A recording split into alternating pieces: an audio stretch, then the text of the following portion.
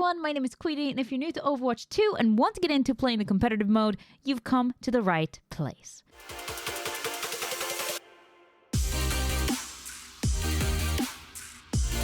Today, we're going to start with the absolute basics, like what are the things you need to do to win, what are the different game modes you'll be playing, and what are the team roles and how do you choose what to play. So without further ado, let's dive into it. So what are the different game modes and how do you win? Simply put, to win a game of Overwatch, you need to beat the objective faster than the enemy team.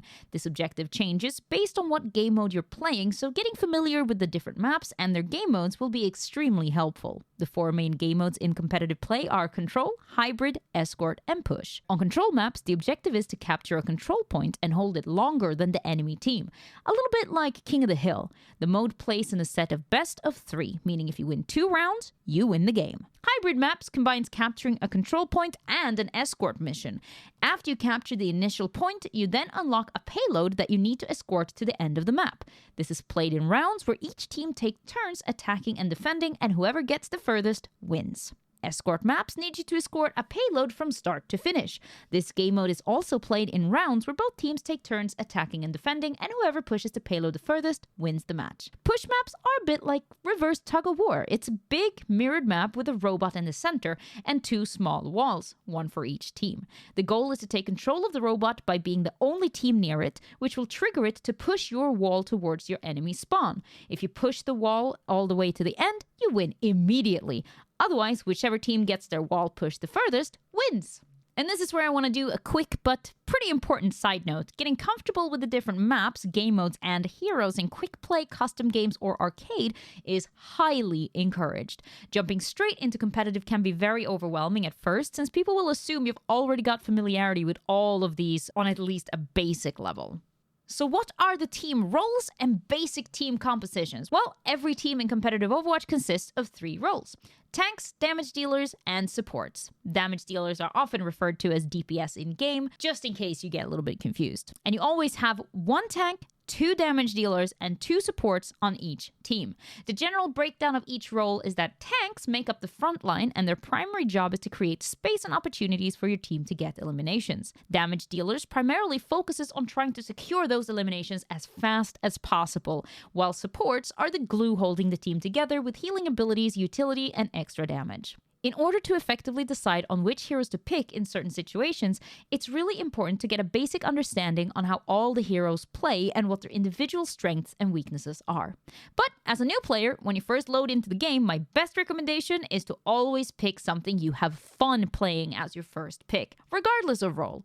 And in general, I think learning at least 2 characters per role is a good start. That means that if you end up playing a lot of DPS and support, you always have a go-to hero to play, even if your teammates picks your favorite hero first.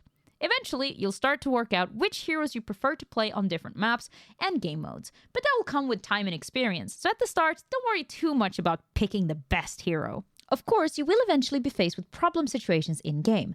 And what I mean by that is, you're gonna face an enemy that you just can't seem to outplay, and it's time to take the next step of your competitive journey: hero swapping and counter-picking.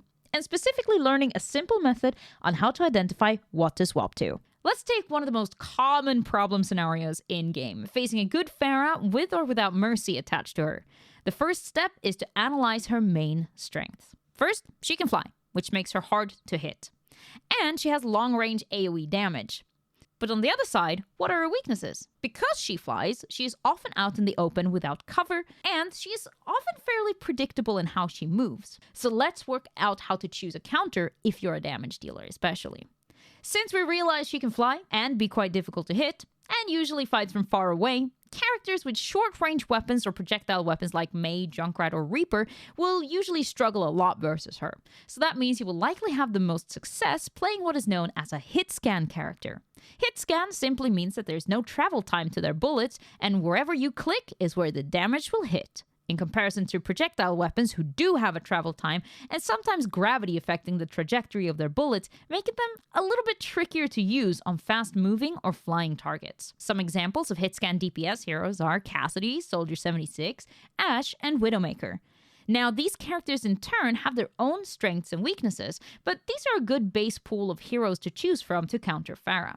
Now, Since she also has a high damage output and usually a mercy attached healing her and damage boosting her, you typically want someone that can kill her fast, before she has a chance to kill you and your team. Keeping that in mind, Ashe and Cassidy are therefore, in my opinion, two of the strongest counter picks to Pharah due to how fast they can take targets down with a few well-placed shots.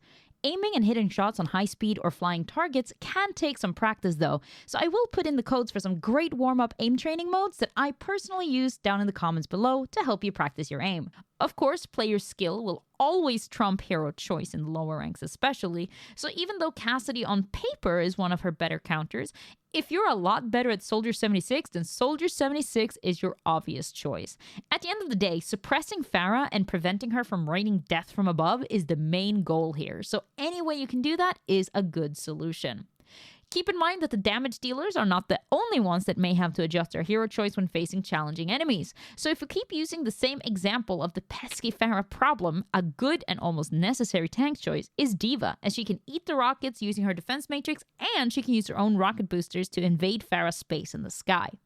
And for supports, Ana and Baptiste can both target her down to help kill her efficiently, and Mercy and Zenyatta can help boost the damage done to the Pharah to kill her faster. Now that we've figured out how to solve the Pharah problem, you can use this deduction method on every situation in the game. Simply identify the problem, identify their strengths and weaknesses, and try to find the solution. And if you found the solution but play a role that can't make the switch yourself, kindness is king when it comes to asking people to switch. Simply demanding will almost never work and might make people tilt and play worse. Leading with positivity makes people more likely to communicate and work together, so it's always worth trying. And who knows, even if someone is playing a hero you don't think can work out, they might surprise you, so always give people the benefit of the doubt, because again, player skill is worth more than hero pick in almost every situation. And remember, sometimes, no matter how well you read the game, work together, and try to counter the enemy team, you might still lose. And that's okay too. Don't get too discouraged when that happens. As the legend White Raw once said, more GG, more skill. Meaning the more you lose, the more opportunity you have to learn and get better. I wanted to make this first basic overview as kind of a starting point for new players, and I hope this can be helpful to anyone looking to get into the wonderful game that is Overwatch 2. In the next episode, we're going to dive deeper into the art of positioning, so make sure you subscribe so you don't miss it. Oh, and if anyone have any more helpful tips for new players, or if you want me to dive deeper into any other topic related to Overwatch 2, let me know, and that might become another video. Anyways, thanks so much for watching. I've been QueenE, you've been great. I'll see you in the next one. Bye!